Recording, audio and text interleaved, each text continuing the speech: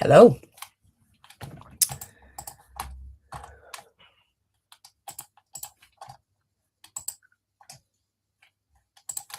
Hello, everyone. Not sure whether most people can hear me and see me, but I think we're just about to go live. Just going to wait and see if anyone joins in.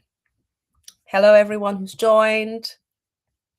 Hi, everyone. I'm Natalie. It's wonderful to have everyone on. It's great to see everyone. And yeah, I'm just going to start really quickly by saying hi, welcome to my live. This is the first live that I've done, so it's going to be a bit of a strange one. If you see me looking everywhere, it's because I'm trying to juggle computer screens. I'm trying to juggle monitors and things just to see, if I can make sure that everything is working and everything is streaming as it should, and hopefully it is. And I can see some people online. Hi, everyone. Hi, Dixon's Photography. Hi, Kez. Hi, everyone who's joining. I promised that I'd go live at 7, so we've got about 3 minutes. I'm just going to wait to see if a few more people come in, and then I'll start. It's the first of my mini series looking at blocks to intimacy. And so if I'm looking at all the cameras, just know that I am just looking to make sure everyone's so here. I've got my Instagram and my YouTube, and I've got my TikTok people over here. Hi, TikTok. Hi, Chelsea. Hi, how are you? Great to see everyone on.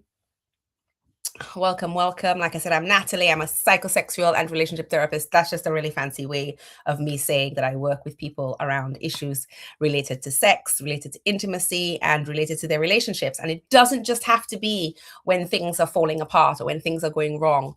It could just be, when things are all right and we just want a refresh, or when we might see some signs that things might be turning a little bit and we want to catch them and we want to make sure that we can manage them before they get to a place where it's dire. So this is just a little help. Like I said, I am running this mini series on the blocks to intimacy over the next 3 weeks, leading up to my live webinar, looking at how we can explore more what's blocking intimacy. Because sometimes it's not what people think. And there are 3 common blocks, 3 common themes that I found when people talk about intimacy and what's disconnecting intimacy. And so this is really just us looking at that and talking about it. So yeah, let's begin. Like I said, I'm Natalie. I'm an integrative psychosexual and relationship therapist. Thank you to all of those who have joined, saying hi to you all. It's wonderful to see you wherever you are joining from. And I just want to say, thank you so much for joining me on my first ever live. I can see Julie, hi. I can see Ashley. I can see lots of different people on. So welcome all. I'm just going to get straight into it. As a clinical integrative psychosexual and relationship therapist, I see a lot of people that come to me telling me that they're struggling with intimacy. And I think that this is a big challenge that a lot of people have.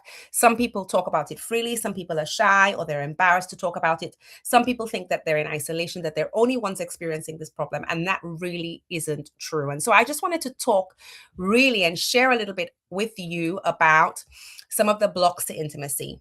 For those of you who may know me, I have my own private practice. It's called LTAS, LTAS, and that stands for Let's Talk About Sex. I operate online out of Rochford in Essex and out of London. And I see clients every day, both couples and individuals, and I see them presenting with lots of different issues. But intimacy definitely is one of the big themes. So here's the first block to intimacy that I see in my practice rooms. The first one is safety. Now, why have I identified these things as blocks? I think because a lot of times people think that intimacy just has to do with the S word, right? The 3-letter S word. I know what's going to happen if I say it on here. So let's use coitus as the word that we use. Hopefully I'll remind myself to use coitus instead. It's one of the things that I see again and again. People struggle with intimacy. They struggle with coitus, they struggle with these things, and they don't really know why, and they don't understand why they're struggling. And so I've come up with these 3 common themes, these 3 common blocks. The first one is safety block. And if you've been following me on Instagram, you might realize that I've been posting a lot about safety this week. The safety block is the first block to intimacy, and that's where we're starting this week. when people think about safety, we normally think about physical safety, but in relationships, we know that safety goes way beyond just the physical. It goes into the emotional, to the psychological, and sometimes the spiritual, whether you think you have a faith or a belief system or not. And what happens when people experience a safety block is that they start to pull away. They start to pull away, and they start to withhold a little bit of themselves. They start withholding a little bit of their personality, or they start acting differently in a relationship in ways that they may not even recognize as themselves. They still love their partner deeply. They're still really just really wanting the relationship to work. They still might be in a family situation, but there just seems to be a disconnection, and they come in and they say our intimacy is gone. So one of the things I want to say to you is that your intimacy isn't gone. It doesn't disappear. Intimacy can disconnect. It can break. It can experience a moment. It can experience a block. And safety is one of the first things. When intimacy starts to feel harder than it should or than it used to, sometimes we think that this might be a safety block. It's not about love. It's not necessarily always about trusting the other, although trust can play a big part in our intimacy and in the safety block. It can. But it's not always about desire. Sometimes we can deeply desire our partner. And hi for those who are just joining. Sometimes we can deeply desire our partner, but we still experience this block. Something is wrong. Something doesn't feel right in our system. And so we just need to check it. It's about safety. Why is it important for us to think about this block? Why is it important for us to think about safety in our relationship? And I just want to explore safety a little bit before I start talking, because I'm not talking about physical safety. If you're in a relationship and you're struggling with physical safety, your physical self is threatened, your emotional self might be also threatened. That's a different situation. So we're not talking about this. We're talking more about our emotional and psychological safety and our wellness. When we experience a safety block, something shifts. So what is this safety? What is this emotional safety? Hi to those who've just joined. Hi, everyone. Thank you so much for being here with me. We're talking about blocks to intimacy and what these things might be, what might cause them. So if you're on TikTok, hi. If you're on Instagram and YouTube, welcome. Welcome to my channel and my first ever live. So what happens with a safety block is that we start to create a distance. We start thinking and feeling, I can't really say what I want to say. We say this isn't a safe place. We joke about this isn't a safe place because when we think about what's on our mind or what we're experiencing and we want to share it, we can't share it easily. Some reason saying it feels like it might cause an argument, or we might be misunderstood. We might be judged. Last year and the year before, it was all about we listen and we don't judge. Having that emotional safety is like this. Sometimes this safety comes from situations that we've experienced in our past outside of the relationship, and sometimes it comes from things that we have experienced within the relationship. And it's not always easy to distinguish between the two things. Sometimes it's one of them and we think it's the other. Sometimes we think it's something to do with the relationship, but sometimes it's something to do that happens before the relationship even started. Sometimes it's something within you, and we'll talk about that in another time. But we also have this idea of psychological safety, when your own thoughts and feelings don't feel like they can be shared in the relationship. Or there's this idea of the relational safety. Somehow in the relationship, we're just not being able to communicate. We're just not being able to gel with each other and just share how we feel. And this is really important. This is why relationships, tend to break down, because we don't experience this. We don't feel able to be vulnerable. We don't feel able to say, oh my goodness, this hurts, or oh my goodness, I'm worried about this, or you did something yesterday and it bothered me. Can we talk about it? Can we share it? Or I'm curious about why this has happened. We don't feel quite able to do this. And so we start inside of us to shut down. We start inside of us to build up this resistance to our partner and to wanting to connect. And one of the first places it shows up is in our physical closeness. So this idea of emotional safety and emotional block can create a physical distance. We want to ask ourselves in these situations, can I be fully myself here? Or am I losing a part of myself? And this isn't the end of a relationship, by the way. This doesn't spell the end of a relationship. I think it's about asking ourselves why we are experiencing those things. Is it a stubbornness? Is it, us wanting to do things and have things our way? Is it an inability to see from the other person's perspective and not realizing maybe that we might have a part to play in it? Or are we just building up defenses of resentment that we haven't spoken about? What's really happening to us? And so when we think about this and we talk about safety, I'm not just talking about the physical safety. I'm talking about the other elements, the emotional safety, the psychological safety, this relational safety. It's safety in a relationship that allows us to relax. It's the safety in a relationship that allows us to drop our guards down and just be able to open up, not just to our partners and ourselves, but to other people around us. But I think that's an important part of it, is opening up with ourselves and really becoming curious with ourselves about what's happening. So let me give you some examples about what might break our safety. And by the way, sometimes we might experience a block in our safety and we don't realize that our partner also might be experiencing a block in the safety in the relationship. Sometimes it's both of us that are experiencing it. Neither one of us feels capable and able enough to just be open and be ourselves. Both of us are feeling this. This is the part that people often miss. What causes it? It doesn't just disappear. It happens slowly over time. Things get disrupted, things get in the way. We get busy.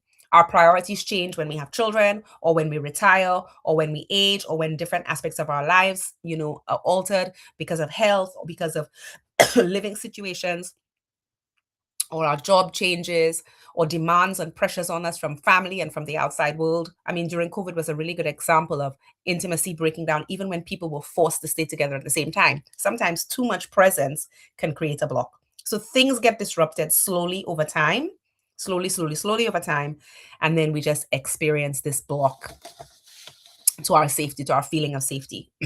Some examples might be things like unresolved conflict. And this live is going to be very short, guys, as my first one is going to be very short. So today we're not going to be delving into every single aspect of the safety block, but we will be touching the surface and we'll be going deeper in the next few weeks. So unresolved conflict is a big step to the safety block. Another one is when I'm trying to speak to you, you're trying to speak to me. Neither one of us feels heard. We don't feel listened to. We know that you're kind of in the corner and the words are going into your ears. They are. But you're not really, it's not landing. It feels like an attack. And that might be from our own personal experience, either, again, like I said, in the relationship or outside of the relationship. But we end up feeling judged. And it might also be a projection. We might be projecting onto the other person that they're judging us when really they're not judging us at all. But we feel unheard. We feel unlistened to, unseen. It might be criticism or it might be a tone. It might be an inherent personal thing that just creates this block in us where we just don't want to give anymore for whatever reason. It might be emotional inconsistency. Sometimes we're available, sometimes we're not available. Sometimes we're there and we're vulnerable and we can share and we can be open, and sometimes we can't. And again, like I said, most times it's about past situations. And so it's really important when we're thinking about where we are in relationships and how we feel, for us to think carefully about where we're coming from in this relationship. Where is this feeling that I'm experiencing coming from? Is it from my partner? Is it from something else? Is it a sense of overwhelm because I feel too overworked? I feel tired. I feel stressed. What's really happening? We really have to start asking ourselves.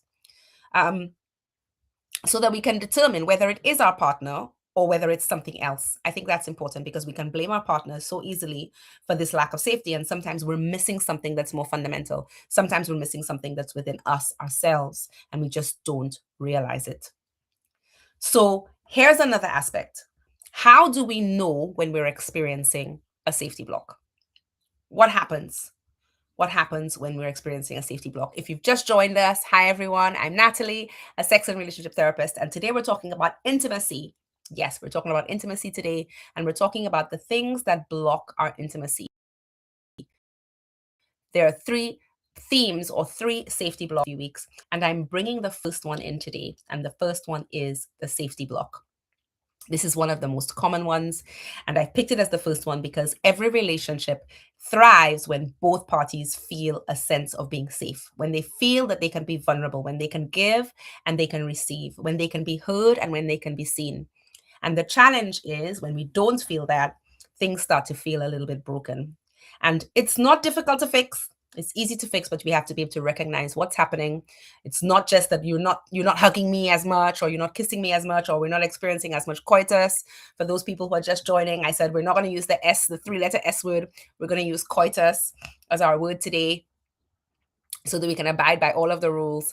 But yes, we need to recognize what's happening so that we can understand and we can figure out how we manage this. Just to recap, some of the things that might break our safety in relationships include unresolved conflict. We might have feelings of being unheard or unseen. Your partner takes you for granted. There's small resentments that build up over time. People can be criticizing. Their tone and their demeanor or their attitudes might not be the best. Sometimes it's lack of support as well. There's emotional inconsistency and unavailability. We shut down. We can deflect a lot also. This is another big thing that causes emotional breakdown in emotional safety, the emotional safety block.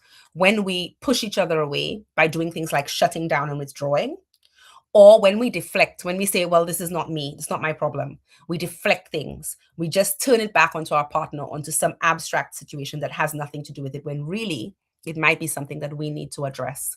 And so there are lots of things. And we said that a lot of these issues, a lot of these blocks, a lot of these breaks happen when we have past experiences that are unchecked. Thank you so much for the likes, everyone. Thank you so much. Thank you. Hi, everyone who's joined. It's so great to see you. We're talking about blocks to intimacy, and the first one being the safety block. So we're talking about past experiences being a big contributor to blocks in intimacy. So here's what we notice when intimacy blocks of safety show up. When safety in the relationship shifts, we don't show up in the same way. We start to hold back. We don't say as much as we used to say, or we don't do as much as we used to say. We start keeping a little bit of ourselves back.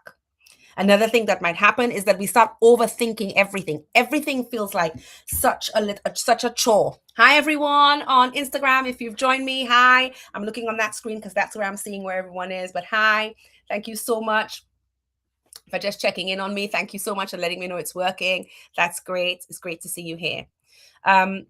So we start overthinking everything. We start overanalyzing everything. We start second guessing absolutely everything and wondering what's happening. And we just start over processing, and we get stuck in this space of over processing. And sometimes this over processing doesn't translate to what we're feeling. We don't feel it.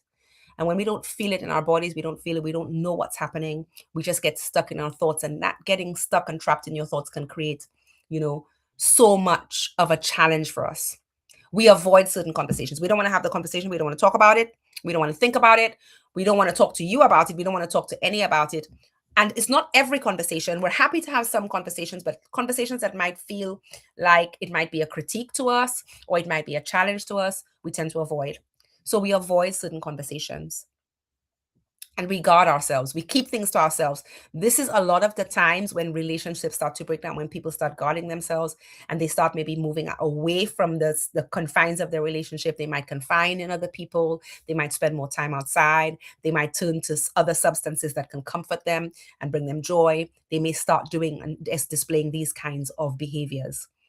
Another thing is physical intimacy feels a lot harder.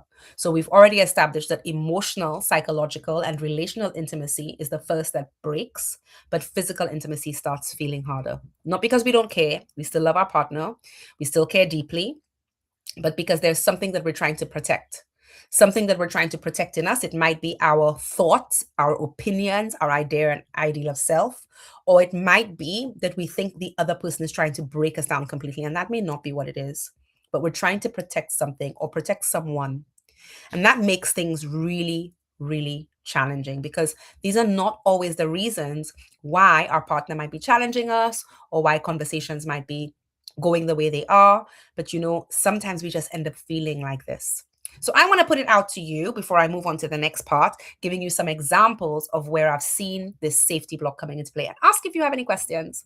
See if you've ever experienced any of these things, whether it's an emotional safety issue or a psychological safety issue or relational safety issue, some kind of block in your relationship. Let me know where you are and if you've ever experienced this and what it's been like for you. Let me know. I'm just scrolling through, just saying hi to everyone who's joined in. Thank you so much for joining my first live. Yeah, let's talk about it. Let's see what examples people have. That's great. Thanks, guys. I've got one here, and it's around Conflict resolution. Yes, conflict resolution is a big part of it when we don't resolve conflict. Now, sometimes we don't resolve conflict because we don't know how to resolve conflict. We fear conflict, we avoid it. And we avoid it because we don't understand that conflict can actually be a brilliant tool in actually drawing us closer to our partner, and we just don't realize it. And nobody teaches us how to fight well. I call it fighting well. Nobody teaches us how to fight well. So when we have lots and lots of conflicts, lots of micro arguments, micro issues, and they never get resolved, what ends up happening is that they just keep getting built and built, and we stack them up.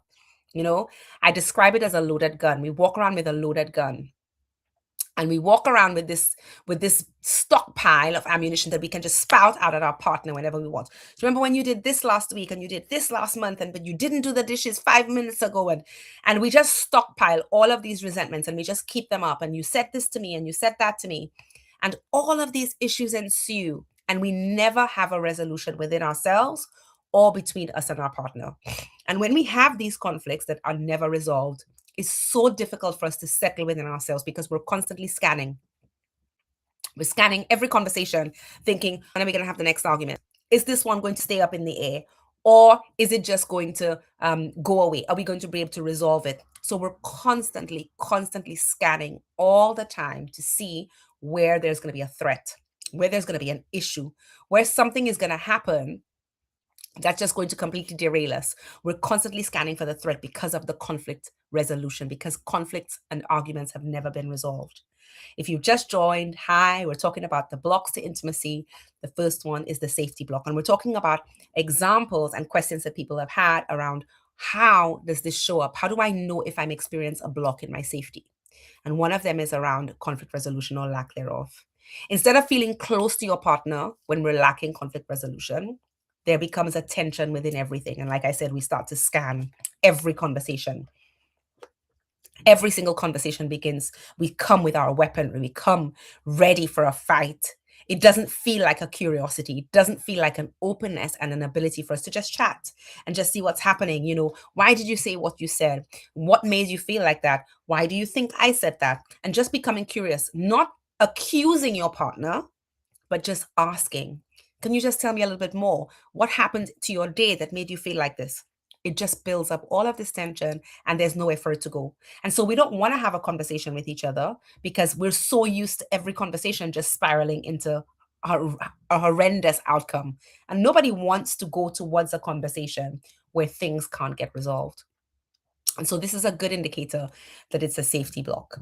I'm just going to scroll through and see if there's any other questions before I move on. Thank you so much for everyone who's joined and everybody who's watched so far. Welcome once again. Welcome once again. Hi, Rosie May. Hi Kay. Hi, everyone. Hi, Zoe. Thanks for joining. Thank you so much. And so what I want to encourage people to do is have a think now about the last time you had a row with your partner. When you guys came towards this conflict, this confrontation, did it feel like a battle, or did it feel like something that could be resolved? Did it feel like something that you were able to bring to your partner? Did it feel like something that you wanted to avoid? Ask yourself this question and see what comes up for you. See how this lands with you. You know, did I feel like I was coming with all of the stuff that happened over the last few weeks, the last few months? Am I going to spout them out at any point in time? Am I going to bring them up again? Because this will give you a good indicator of whether you're trying to avoid something or not, you know, or whether you're holding back. But also with the holding back, I just want to say that sometimes we have to be willing to be vulnerable and say what's really going on underneath, and not just the thing that looks like on the surface. And therapy can really help with this, but introspection can help with it as well. Hi, Bella. Hi, Kissy. Hi, everyone. Hi for joining. Thank you so much on TikTok. Wonderful to see everyone. We're talking about blocks to intimacy. We're talking about coitus because we're not going to use the 3-letter S word. We're going to use the word coitus. So we're talking about blocks to intimacy, and we've just given some examples around how a safety block, the first of 3, how it shows up. Here's another example. Here's another example of how this shows up. Another example is when one partner tries to open up, but the other partner dismisses it. And I want to say something. What I see quite often is that a lot of times we want our partners to become very much emotionally available so that we can have this safety that we're talking about. We want them to be emotionally vulnerable. We want them to be emotionally available. But what ends up happening is that as soon as they start opening up, we just dismiss them. Oh, you're too soft. Oh, you're so emotional. Oh my goodness, you're too much. You're always this or you're always that. And this creates a challenge. And we never actually talk about this. And I hate to say this, but it's something that I've noticed even in myself, is that us women are really, really good at this. We want our friendships and our relationships to be emotionally viable, emotionally available, vulnerable. But as soon as we start showing, or someone around us starts showing an emotion that feels too big for us to handle, we swat it away like a fly. And then we wonder why people can't be vulnerable with us. We wonder why that person doesn't feel safe. It's like that joke where people will say, this isn't a safe place. I can't tell you that, last week I really needed to go to the loo and I didn't quite make it in time. And I just had to go in the bush. I don't know, not a real experience. But when people say this is why this whole we listen and we don't judge thing became so viral, because we could all identify with the fact that there are things that we say that people are going to judge.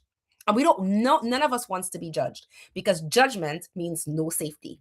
So if our partners can't tell us something that might be a bit embarrassing, it might be a bit hurtful, they might be worried, they might be stressed, it could be anything. If they feel this way and we dismiss it, how are they going to share with us? Over time, they're just going to stop sharing. They're going to not want to tell us, babe, that thing that you did last week, I wasn't sure about it. Or that thing that you said to me, I didn't like it. Or whatever it might be. Or, I don't know, when you roll over in bed and your arm swats me, it hurts, and I feel like you're trying to, I don't know, you're hitting me and it hurts, and you never realize, you never say sorry. Or when you came in and you didn't, whatever it may be, if our partner dismisses us, we're never going to feel safe enough. Over time, we're just going to shut down. We're never going to bring that to our partner. And what's going to happen? We're probably going to end up bringing it somewhere else. And of course, there is a place for bringing it somewhere else. We can bring it to our friends.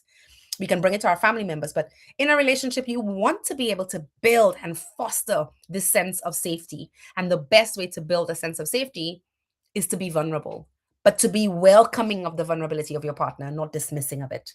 Hi, Toby. Hi, everyone who's just joined. Thank you so much for joining. It's so good to see everyone who's joined us.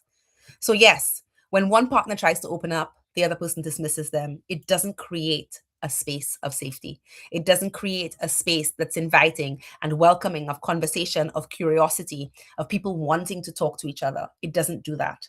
And so what happens is that our partners withdraw. They feel more guarded. Intimacy just becomes harder. And we can't explain how. Nothing bad has happened. Nothing major has happened. But suddenly I just don't feel as connected to you. That part where we want to move towards the physical intimacy just feels that much harder, because there's been a shift, a slow, subtle shift in all of the other aspects of our relationship. So that's a really great one as well. I'm just going to do a quick check. Because about the safety block to intimacy, like I said, it's one of 3. And the next one I'm going to talk about next week is a little bit closer to home. I'm not going to quite tell you what it is. If you want to hear about it, you're going to have to come back next week to find out about block number 2. There's 3 categories of blocks. You're going to have to come back next week. But do you have any questions for me about the safety block so far? Have you ever experienced any of the things that I have just discussed? I'm just going to quickly check my Instagram people over there. Hi, Instagram. Hi, guys. Lovely to see you all, and all my wonderful people on TikTok. It's wonderful to see you all here. I've got one more that people asked before or spoke about before. And I kind of spoke about it before. It's the judgment piece. This, we listen and we don't judge. How comfortable are you really with going up to your partner and saying, babe, we listen and we don't judge? Last week, I don't know, your feet, you came home and your feet were just not on form. They were just smelling a bit, and you came to bed with those feet, and I just didn't want to be anywhere near you. Okay, this is a silly example, but when we initiate judgment in our relationships, and by the way, the judgment might not be overt. It might be a very subtle judgment. For example, someone says to you, I was watching something yesterday and they said X, and I really think we should try it. I really think we should go ice skating. And you look at your partner and you go, really? Really? You want to do ice skating? Instant feeling of judgment. Now, can you imagine if that something was something related to physical intimacy, the three-letter S word that we're not saying, we're going to say coitus?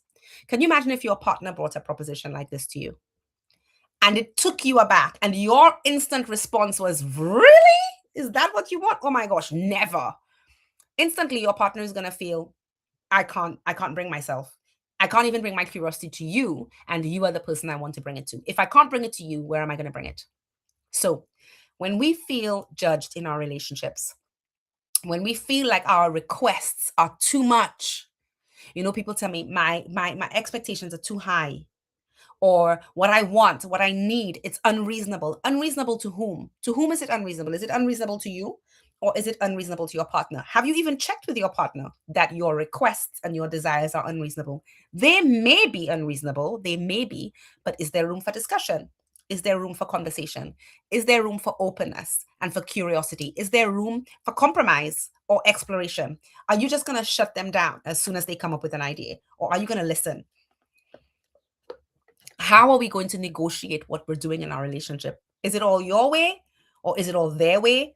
What about your joined way of doing things? So when we feel judged in our relationships, in our intimate relationships, our partner starts to withdraw and they don't even fully realize it. It just happens so slowly over time that this withdrawal just starts to take place. So we're almost at the end. I promise that I'll only be here for half an hour. I want to be a true steward of my word. But I just wanted to share a few of the things that could happen when we experience the first block in safety in our relationships, in our intimate relationships, and that is safety. This safety block is real, guys. It's not just about physical. Please remember, I said at the beginning, if you are experiencing a sense of safety that's a physical sense of safety, a threat to your physicality and to your very personhood, to your life, we're not talking about this. We're talking about emotional safety, which is also damaging. And we do need to check ourselves. We do need to balance whether things are difficult and too much, because sometimes even the emotional safety might be too much. Even the relational safety might be too much. Not all relationships are fully safe, and we have to discern that. But these are some of the ways that you can think about it. If there's no room for negotiation, no understanding, no honoring and consideration of you in the relationship, then you might have to second guess it. Then you might have to find out and question yourself, question your partner, get some expert help to find out, what do you really need in that moment? Is it viable? If I'm coughing, I'm sorry, I've got a bit of a cold. Is it viable, this relationship? It may not be. And these are hard questions to ask, but we have to be bold enough to ask ourselves these questions. And don't just make a decision on a whim. Really test these things that I've spoken about, because sometimes our partners really want to collaborate with us and we're not ready, or we don't want to for whatever reason. But seek expert help if you need it. Definitely feel expert help.